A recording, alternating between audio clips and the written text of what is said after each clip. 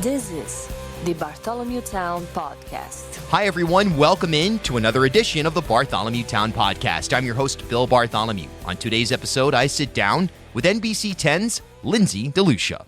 And always a pleasure to spend some time together with you right here on the pod. This was a lot of fun to sit down with Lynzi, who is fairly new to the market, arrived here in September of last year. Already made quite an impression, though, and certainly a name that comes up often when people are talking about young, rising media personalities in this market.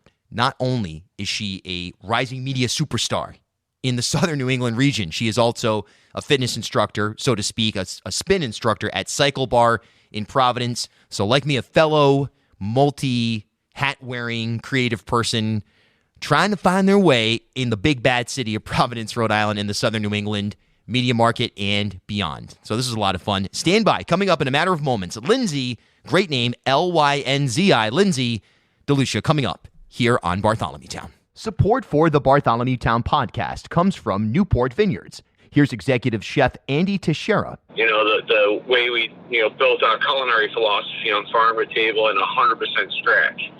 So we make everything in-house. We bake all our own bread.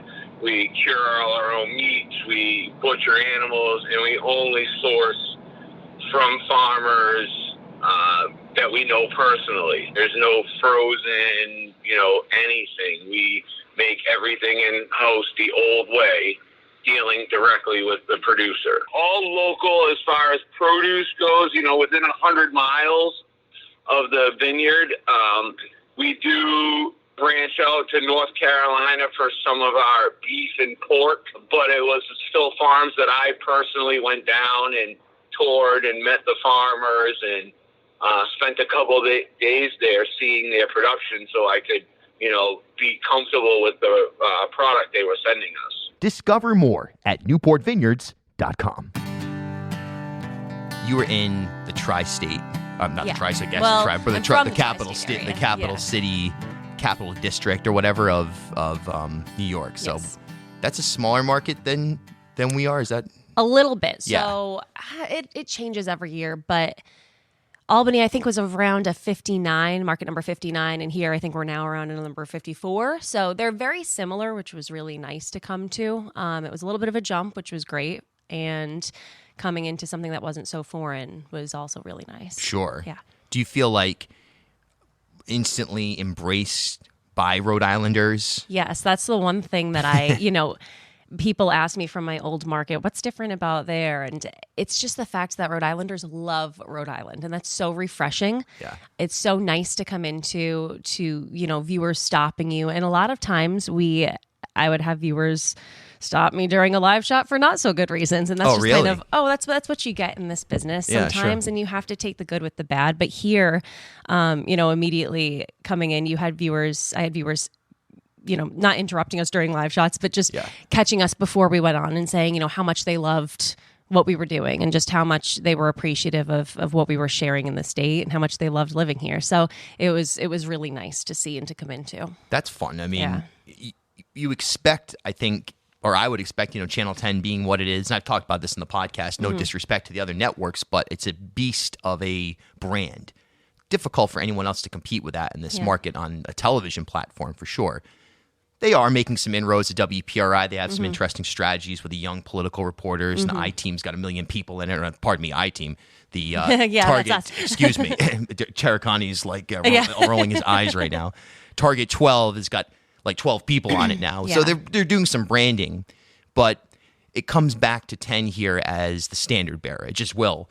So that means that you have to step into this extra responsibility, extra eyeballs, everyone comparing you to what they know of that market or that media outlet. There's an expectation. And you know what? I want to also just say, I know how hard it is for all of our fellow journalists out here, especially today. It's a tough climate, but everyone works so hard, and I can so appreciate what the competition is doing always, because you learn from the competition always.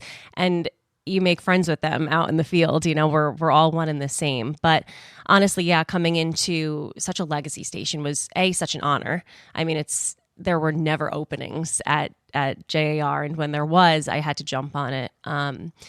But coming in, there's also that sense of a little bit of pressure to live up to what viewers are expecting. But it's a good challenge. It puts you in that position to say you can't slack off. You need to know your stuff, and you need to get out there and just really make relationships with these people, which is what I think is one of the best parts of the job. Yeah, and at the end of the day, I mean, it's at least in my opinion, it's like 50%. Some people say it's way less show business. You know, you're performing on television. A lot of people don't like to admit that. Luckily, when Gene Valicente was sitting here, he was like, of course it is. What do you mind your mind? It's 50, yeah, it's 50-50. You have to be a mind and in terms of have the intellectual skills to break down a story, process it, deliver it to people, but engage them as well. Yeah. You're good at that. That's a natural thing. Is that something that, you know, you feel like as the technology and the situation you're in now at 10, does that help you kind of play into your own skills to build your own chops, if you will? Yeah. I mean, like the technology these days is just, it's growing so much and it's changing the landscape so much of this job that, you know, being a millennial, growing up with, growing up with this technology, you know, forming your life, really forming how you're developing. It's something that you kind of have to take into your job when people are looking for that side of you, because to be more relatable is to be more trustworthy, really. And when people can relate to you, they say, I can trust that person to tell me what's going on, what's important, and, you know, what I should be thinking about. Because that's really what we're here for, is to let people know this is important. This is what you should be paying attention to. Form your own opinions on it, but this is what you should be looking at these days in your own community. Absolutely. That's something that someone told me like a year ago. Someone's actually a judge in Rhode Island who's a friend of mine, also another millennial.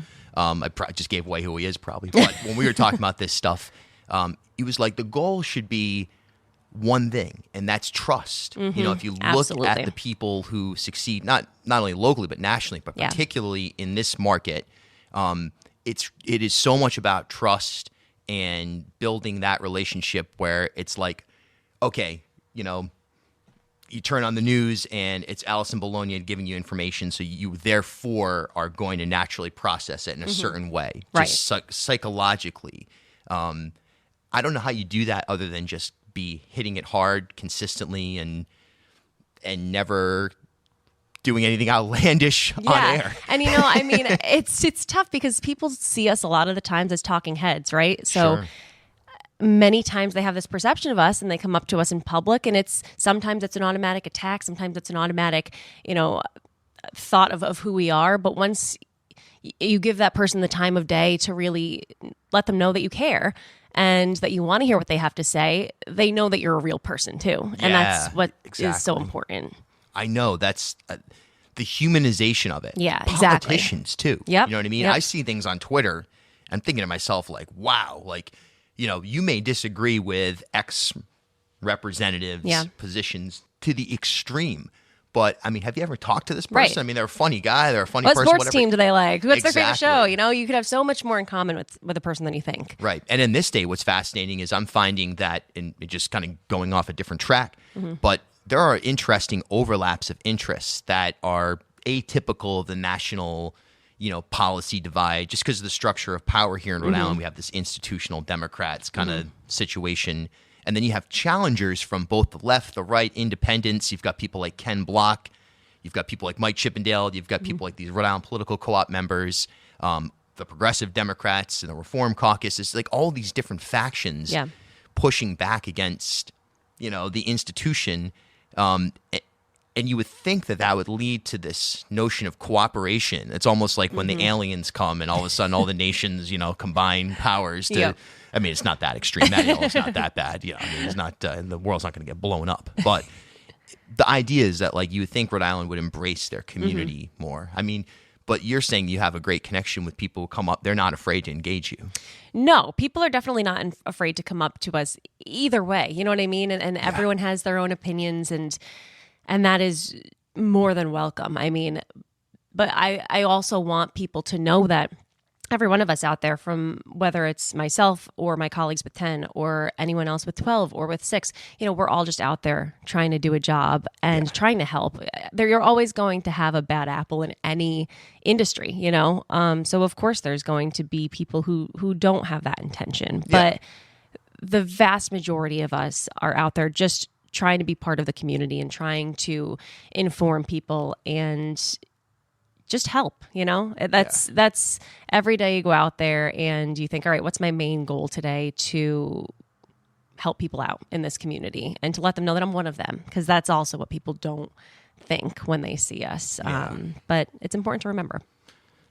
When you're are you a multimedia journalist or a reporter? Yes. You out, you're doing tech cams? Oh, yeah. A lot of time, I'm out there with my camera and my equipment, and people are surprised to see us, out there on our own, one-man banding, as many people call it. But that's just the way of the industry these days. A lot of jobs are really just hiring as MMJs, which is what they're called, multimedia journalists. We do it all, which is really nice in some aspects, that you kind of have control of your story from the ground up. You have this vision in your head of what you're going to talk about, but you can also visualize it in the form of a shot of what video you're going to get to match that, which is so important, which is really what makes this job, the creative aspect of it, more so than just the writing, the pen to the paper. You have that video aspect that you can help people understand a story. So it's nice to have that full range of not control, but vision of your story. Oh, for sure. I mean, I think that I would want that as well, if I was presented with that opportunity, and maybe that's just because I'm a maniac. I've named my podcast after myself, no co-host, no big deal. But it's really interesting because you do have so much physical ability to shape the story at that point. And what's if you go out into the field, let's say you're assigned something, and what does the day look like? I mean, how does that? Yeah, a lot of people ask this, and it's so funny. Even my mother, every day, what are you doing today on my way to work? I'm like, I don't know. You decide when you get there, because everything just falls into place. But one of the things I love so much about the job is that it's different every day. You go in, I wake up, I look on social media, I look in different newspapers, see what's going on for the day, for the week. We go in, we all talk about what's going on. And usually there are some things that are set up for our reporters to do throughout the day. But we kind of form what everybody's going to do. We plan the shows out. And if all goes according to plan, which is sometimes not how it goes. You've always got breaking news. I go out there, I start making calls, I start knocking on doors. And once we get those contacts made and conversations going, we set up our interviews, we go out, we talk to people. And then usually, mid-afternoon, start writing that story, start breaking down the sound that we've got, start breaking down the video. And the toughest part is condensing a whole day's work into 1 minute and 20 seconds for on air. Right. It's so difficult. I can't even imagine the cutting room floors that you've got a shot. The sun is just stuff. reflecting off the State House. The independent man's aglow in the sun, and it's the perfect shot, but it doesn't fit. Yeah. And I mean, that's the tough part, is that you gotta take the most important details and put them in there. And I'm so detail oriented that it's taught me, good skills to cut down to the most important parts. Yeah. So it's a tough thing, but we put that all together. And sometimes when I'm lucky enough to have a photographer and an editor who helps me out in that aspect, we do that and we go live. And it's one of the best parts of the job is having a product at the end of every day. It helps you in your everyday life have kind of goals that you set and you succeed in, because every single day you have a physical piece of work that you can say, this is what I worked on today, which is really nice. That's amazing. Yeah, you are really detail oriented. I remember I was filling in for Dan York on WPRO, and it was the day of the Westerly shooting, and it was a lot of confusion about what was happening, a lot of different reports, different things. It was very unclear situation when we went live at 3:00, and you hopped on at 3:00. Thank you for having me again. That was, Oh, thanks for coming on, because that was great, because there was a lot of, uncertainty about that situation. I thought it was really, in fact, I got a ton of response from that coming right out of the gate. All right, let's just set it up. Here's someone who's detail oriented on the ground that can tell you what's going on. No opinion, no theories, just facts delivered as they are in that moment. So I appreciate that a lot. Yeah, of course. It's not a rare thing. I mean, but there are so many times where a story like that, as a media observer, even look at the Kobe situation, how it changes. From within a 1 hour period, when I first picked up my phone, I saw the TMZ story 10 minutes earlier I dropped, through, by the time I got home I was in Newport when it broke, by the time I got back to Providence, I mean, we'd already been through 3 different major different versions of it. So it's a tough thing to tackle, especially in tragedies like that, because, everybody, there is an aspect of news where some individuals want to be first, and you just have to keep reminding yourself that it's so much more important to be accurate than to be first, because you don't want any loved one of a victim finding something out. Honestly, that's not our job. Our job is to inform the public once we have those facts, and sometimes it takes patience, and that's hard because you're in the middle of the situation and your job is to know what's going on, right? But especially like you were saying in this recent situation with this helicopter crash, and we saw so many different versions of what was going on, and it's just a lesson to journalists everywhere, every day, that you just gotta be patient and remember what your job is. But yeah, these things happen, and they're lessons. They really are. Yeah, no question about it. It's a sad situation, that and many others. So how do you deal with that as a journalist? I mean, because there are stories that, it's tough to not get involved in. Yeah.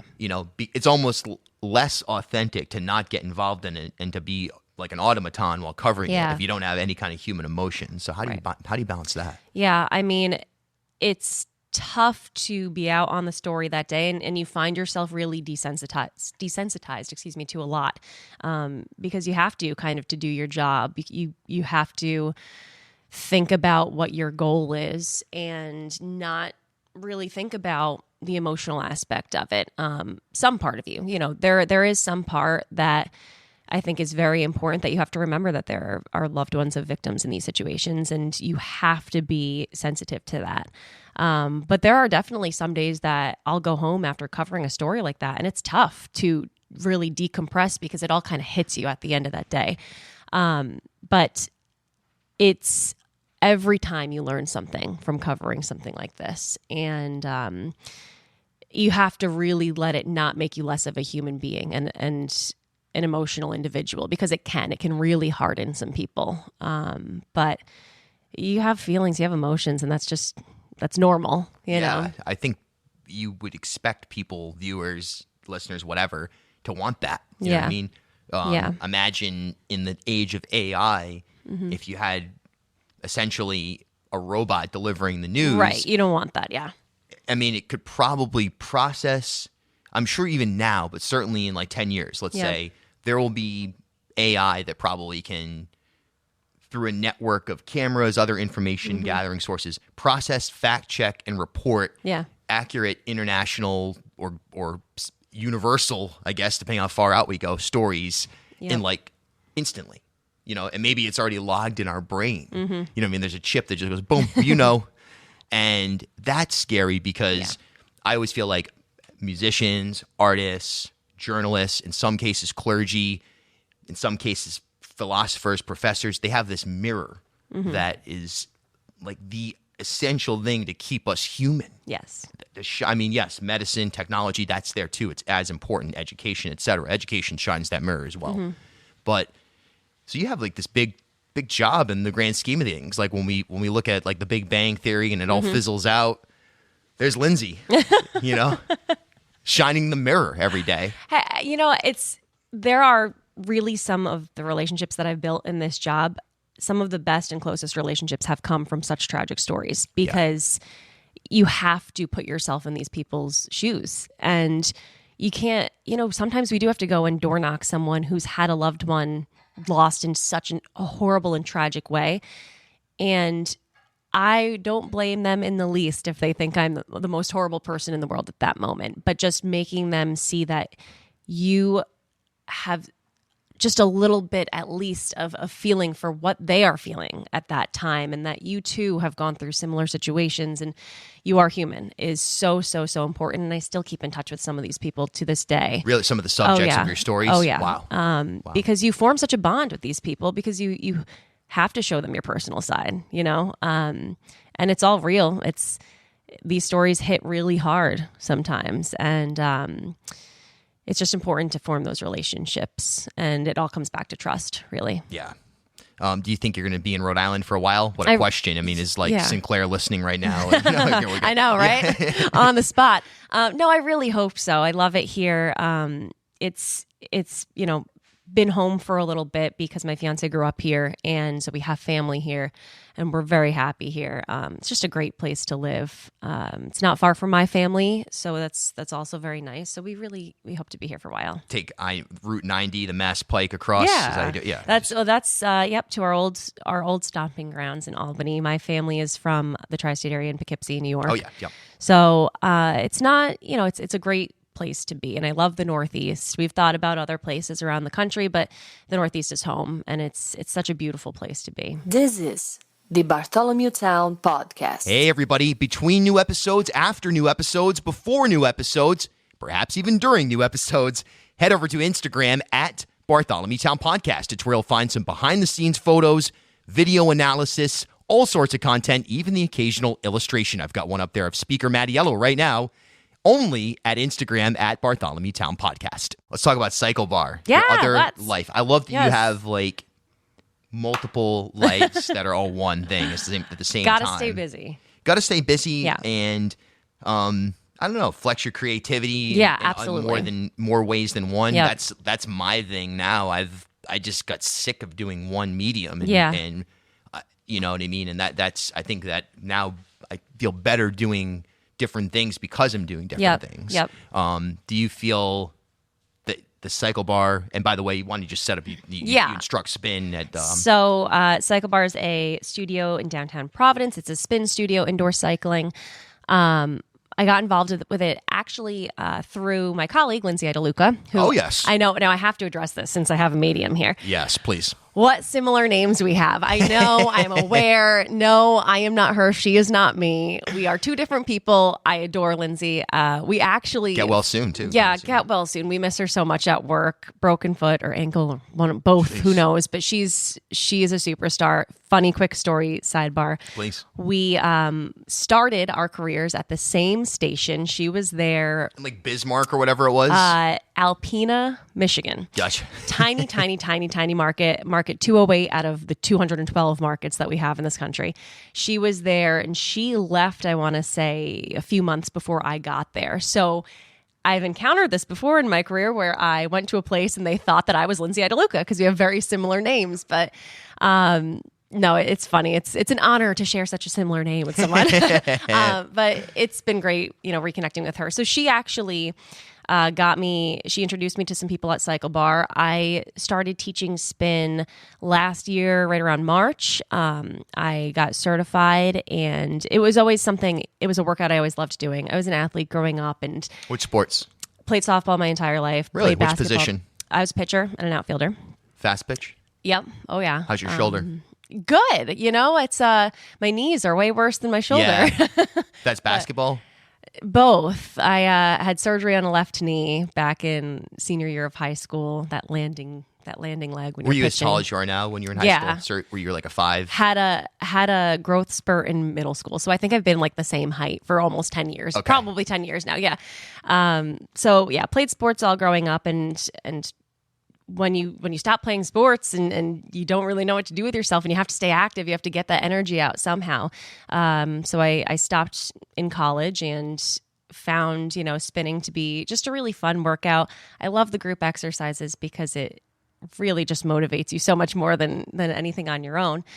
So I started doing that in college, and I figured, why not teach?